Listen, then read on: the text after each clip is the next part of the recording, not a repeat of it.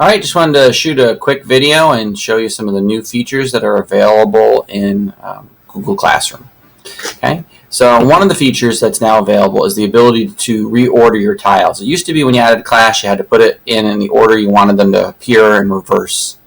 But now you can just grab a tile, drag it and drop it where you want, and reorder those at any point in time. So that's a really good feature in terms of keeping things organized the way you want. Don't forget that at the end of the school year, you should always archive classes that are no longer being used to clean up your dashboard. This also helps your students clean up their dashboard by archiving their previous year's classes. Okay, so I'm going to go in here to my test class, show you a couple other features. One of these other features you can access from the student tab as well as some other places, but it's very easy to do. And that is get a view of individual students' workload and how they're accomplishing it. Before, you would go into the stream, you would click on an assignment, and then you would see that student here and you'd be able to open the assignment. The problem with that method is that you can't, when you do it that way, see all of their work. You can only see one assignment at a time. Now when you click on the student tab, you can click on the name of the student, not check the box and go to actions like that, but click on the name of the student, and it'll take you to a page where you can see what they've turned in, what they have missing. No, you can right click on this page and click print to print it. Okay? If you want to see the actual assignment, you click here. It brings you to a page that only shows you their assignment, and then you can bring it up there.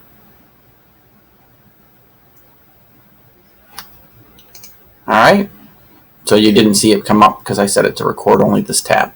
All right, so going back to here, if you click on the student tab, here's another new feature. The class code used to be really small when you tried to display it to them. Now you can click the little arrow and click display, and it'll put it on a much bigger thing. And then you can even make it bigger by clicking on the full screen so that they can see it full screen size.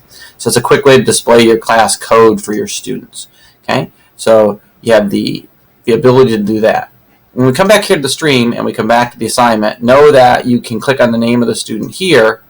Also, click their name here to get back to that same page that you have the sample assignments on.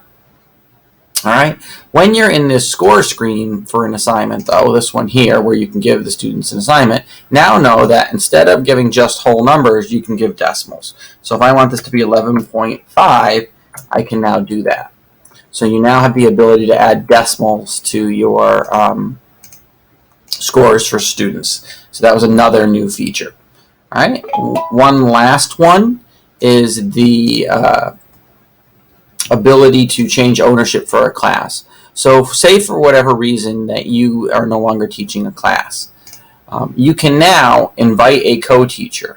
Once you have the co-teacher in the class, you can click on them, the little dots in their corner, to make them the owner of the class, and then you can remove yourself. So you can use this, one, to set up a classroom for another teacher for them, or two, if you're going out for maternity leave or some type of leave and you want the new teacher to be on there exclusively because you're not going to finish out the term of that course, you can transfer ownership of the entire course to a teacher without having to stay on it.